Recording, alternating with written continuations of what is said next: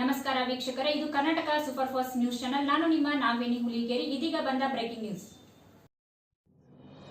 ಭಾರತ ದೇಶ ಒಂದು ಕೃಷಿ ಪ್ರಧಾನ ದೇಶವಾಗಿದ್ದು ರೈತರೇ ನಮ್ಮ ದೇಶದ ಬೆನ್ನೆಲುಬು. ಆದರೆ ರೈತರ ಕಷ್ಟಗಳು ಒಂದೆರಡಲ್ಲ.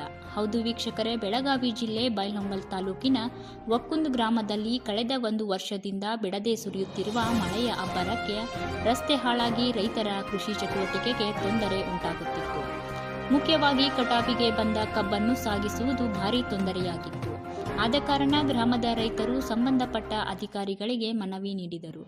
ರೈತರ ಮನವಿಗೆ ಕೆಲವು ಗಂಟೆಗಳಲ್ಲಿ ಸ್ಪಂದಿಸಿದ ಪಿಡಿಒ ಅಧಿಕಾರಿ ವಿಜಯಲಕ್ಷ್ಮಿ ಆನೆಗೋಳ್ ಅವರು ರಸ್ತೆಯ ಸಮಸ್ಯೆಯನ್ನು ಅರಿತು ಪರಿಹಾರ ಕಾಮಗಾರಿಗೆ ಇವತ್ತಿನ ದಿನ ಚಾಲನೆ ನೀಡುವ ಮೂಲಕ ತಮ್ಮ ಕಾರ್ಯದಕ್ಷತೆಯನ್ನು ತೋರಿದ್ದಾರೆ.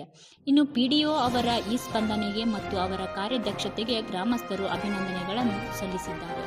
Bureau report Abhishek girder, Karnataka super fast news, Okkunda.